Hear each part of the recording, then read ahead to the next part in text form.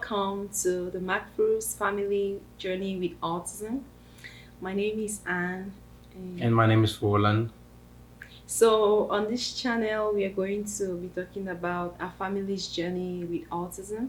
So, I'm just going to give Roland, my husband, the opportunity to tell you more about our family. So we have been blessed with three kids. Our first daughter was born with an autistic condition. We were able to actually realize at some point that she couldn't make eye contacts. So immediately I saw that I'm like, this is weird. Something is wrong here. Normally it is hard to think of it like you just give birth to a child and this child has a medical condition or has an autistic situation that we have to deal with. My wife was in denial. Like, Mm-hmm. this is impossible. She's going to be fine. I'm like, I'm a man of faith. We are people of faith. Yeah. We believe in God. But when you pray and you realize that there is a situation you're dealing with, look for the best doctor, get the diagnosis. If she needs treatment, let's follow that treatment while we pray and trust God. And I think our child was talking. Yeah. She was really like saying some words. We could hear her say things like mommy, we could hear her say things like dada and all of Mm-hmm. that. But at some point, I think when she was getting to two, Yeah, about 18 about months. 18 months, I Mm-hmm. think everything just stopped. You could really see like she couldn't make eye contact. She would just like she's just staring, but she's not really looking. You understand what I'm saying?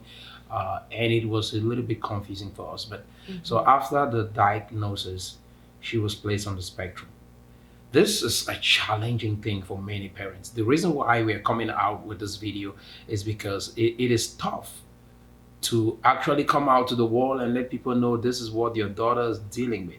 The stigmatization of this kind of medical condition And is very people. traumatizing Mm-hmm. to every family. And I know, in particularly minority communities, people don't Mm-hmm. want to openly go out there and say, hey, this is the condition that our child is dealing with, so they can get the appropriate diagnosis and then follow through with treatment. We lived in denial. It Mm. was tough to even accept it. Yes. Okay. So, but we did the diagnosis, and after that, she was placed on the spectrum. We would take her to daycare, and there would no daycare want to admit her. They say she will bite teachers, she fight with teachers, she wants to run all the time, and all of these behaviors and mannerism throughout her journey made us to understand she needed special care and attention. Mm-hmm. And so, like, even as we're recording right now, you hear her groaning upstairs. She's shouting. It's a tough situation for a family. And so, after the diagnosis, we're able to place her on a treatment, call it ABA. Mm-hmm. So, with the ABA intervention, And speech I know, therapy. and speech therapy, it's been tough. It's expensive. Some of these things, insurance doesn't cover it. You have to come out of your pocket. You have to actually spend to make sure that your daughter get the appropriate treatment. And so, it's been a challenge for us. This channel is a platform where we're going to help other autistic parents. I think they say our 1 out of 52 children are Mm-hmm. diagnosed with autism. Mm-hmm. That is a huge volume. And if you look at it way back to the 18th century, it was like 1 in 2,500 children. That is, the diagnosis was not really done. And mostly it was predominantly within the white affluent community. But as time goes on, we see that as awareness about autism, it is real. Even girls have autism, and Mm-hmm. it's true, our daughter has autism. And with that, we begin to realize that the earlier you realize that or recognize that your child is dealing with this situation, the better.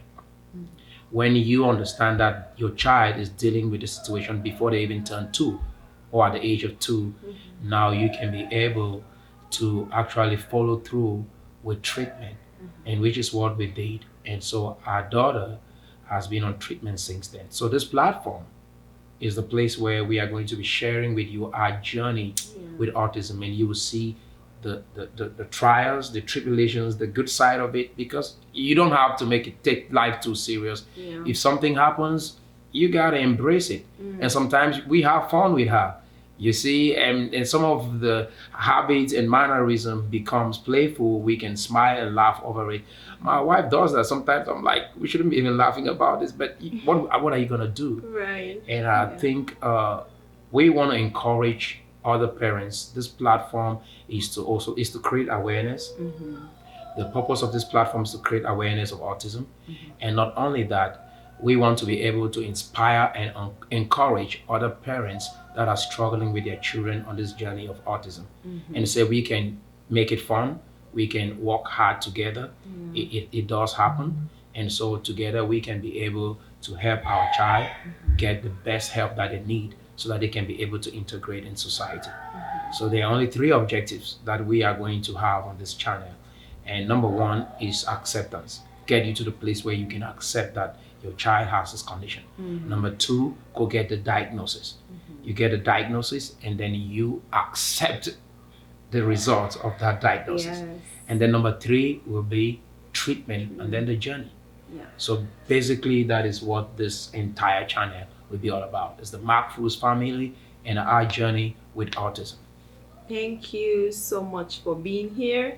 This was just the introductory video. So as time goes on, we are going to definitely, answer your questions. If you have any questions about autism, you can leave them down in the comment section. And if you have, maybe you have um, any comment, about what we just said, you can leave them down in the comment section as well. Yeah. I just want to add to what you said.